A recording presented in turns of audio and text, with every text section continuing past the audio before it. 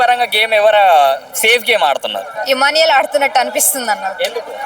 అంటే ఇన్ని రోజుల నుండి తప్పించుకొని తిరగడం, మంచిగా కామెడీ చేయడం అయ్యే చేస్తున్నాడు పవన్ కళ్యాణ్. ఎందుకంటే ఇప్పుడిప్పుడే కొంచెం తను మంచిగా ఆర్మీ అనే సంగతి ఇన్ని రోజులు మర్చిపోయి మంచిగా ఇంట్రెస్ట్ పెడుతున్నాడు గేమ్ మీద. తను కొంచెం సపోర్ట్ చేయాలనిపించింది నాకు. ఆల్మోస్ట్ ఎప్పుడు తనుజకి సపోర్ట్ చేస్తాను అనుకో, బట్ ఏంటంటే ఇప్పుడు కొంచెం పవన్ కళ్యాణ్ ని కొంచెం మంచిగా ఆడుతున్నాడు కదా, తన మీద కొంచెం ఇంట్రెస్ట్. పవన్ కళ్యాణ్ అసలు కనిపించట్లేదు కదా, ఎక్కడ బాగా ఆడుతున్నాడు? ఎక్కడ కనిపించలేదు అన్న. తనుజ కోసం పాపం త్యాగం చేశాడు కన్నా. తనుజ కోసం అంత త్యాగం చేస్తూ ఒక చరిత్రలో మిగిలిపోతాడు అన్న. ఇంకా నేను చెప్తున్నాగా. బట్ తనుజ యాక్సెప్ట్ చేస్తే తెలియదు, మనకి తెలియదు. కానీ తనుజ కోసం మాత్రం చేస్తున్నాడు. ఇది తర్వాత కూడా బిగ్ బాస్ నుండి బయటకు వచ్చినంత ఉంటుందో ఉండదో గ్యారెంటీ లేదు. ఇప్పుడు వరకు తనుజ సపోర్ట్ చేస్తుండే, ఐఎమ్ హ్యాపీ.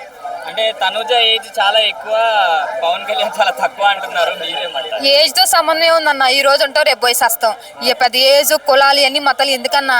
ఉన్నామా హ్యాపీగా ఉన్నామా అంతే, కథం. అదొకటి ఏజ్ తో సంబంధమే లేదు. అంటే నిన్న భరణి గారు దివ్యాని నామినేట్ చేశారు కదా, ఎంతవరకు కరెక్ట్ అంటారు ఆ రీజన్?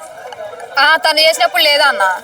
తను చేసిందిగా. తనుజ ఒకప్పుడు తనుజని టార్గెట్ చేసి నువ్వు ఒక రిలేషన్ పెట్టుకున్నా అని చెప్పి తను కూడా అన్నది కదా. తిని చేసింది. దాంట్లో మాత్రం ఎటువంటి ఇది లేదు. అదే అట్లా చేయడం కరెక్టే. ఓకే. సో మన సంజన గారు కూడా గౌరవ్ని నామినేట్ చేశారు కదా, అదెంతవరకు కరెక్ట్? ఒక విషయం చెప్పాలంటే ఎవరు టార్గెట్ చేసి ఎవరైనా చేస్తే వాళ్ళు ఎక్కడ విన్ అయిపోతారని చెప్పి అంటే మన గురించి మనం కాకుండా పక్కనోడి గురించి ఆలోచిస్తూ ఉంటారు కదా. బిగ్ బాస్ లో ఇప్పుడు అట్లాగే నడుస్తుంది. ఎందుకంటే మనం విన్ కాకపోయినా పక్కనోడు మాత్రం విన్ కాకూడదు, బాగుపడకూడదు అన్న విధిలో చూస్తున్నారు.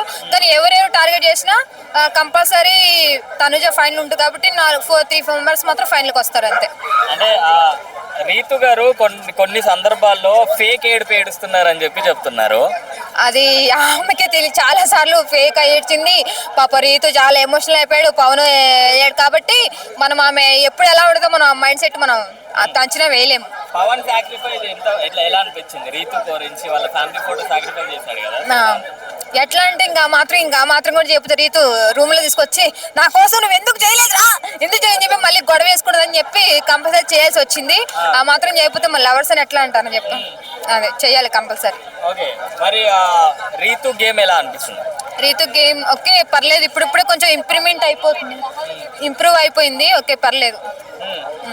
అంటే మీ పరంగా గేమ్ ఎవరు సేఫ్ గేమ్ ఆడుతున్నారు? ఇమానియల్ ఆడుతున్నట్టు అనిపిస్తుంది అన్న. ఎందుకు? అంటే ఇన్ని రోజుల నుండి తప్పించుకొని తిరగడం, మంచిగా కామెడీ చేయడం అయ్యే చేస్తున్నాడు. కానీ కొంచెం నువ్వు రాన్న జనాల్లోకి వస్తే మంచిగా నువ్వు మంచి ఇంప్రూవ్ అవుతావు. నీ గురించి కూడా కొంచెం మంచి ఉంది కాబట్టి నువ్వు కొంచెం ఇంకా ఆడితే మంచిగా గెలుస్తావు అనే విధిలో ఉన్నాము.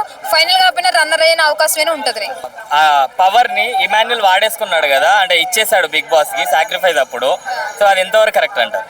అది కరెక్ట్ కాదన్న. ఎందుకంటే ఒక మనిషి బిగ్ బాస్ లో ఉన్నంతసేపు మనం ఎంతవరకు విన్ అవ్వలేని థాట్ లో ఉండాలి తప్ప ఒకడేదో గెలుస్తున్నాడు ఒకడేదో చేస్తున్నాడు చెప్పే థాట్ పెట్టుకోకూడదు. రామురాతో అట్లా కదన్న పాపం, నేను ఏం చేయలేకపోయాను, పేరెంట్స్ కావాలన్న ఆలోచనలో ఉన్నాడు. ఎంతవరకు కప్పు గెలుతావు అన్న ఆలోచనలో లేకుండా ఫ్యామిలీ కొంచెం ప్రాబ్లమ్స్ లో ఉన్నట్టుంది, బాధేసి వెళ్ళిపోతున్నాడు. కానీ దయచేసి శివాజీ గారు ఒక మాట అన్నారు, రావటం పోవటం ఇది ఏమన్నా అత్తగారి ఇల్లు అనుకున్నామని శివాజీ గారు ఒక మాట అన్నారు. అది కొంచెం అనిపించింది. ఎందుకంటే చాలా మంది బిగ్ బాస్ లోకి వెళ్ళాలని చెప్పి పాదయాత్రలు చేసుకుంటా తిండి తినక ఇదేంటి కామన్ మ్యాన్లు కూడా వచ్చి చేశారు. అలాంటిది అంత ఛాన్స్ వచ్చినప్పుడు నిరూపించుకోకుండా వెళ్ళిపోవడం అనేది కొంచెం బాధ అనిపిస్తుంది అంతే.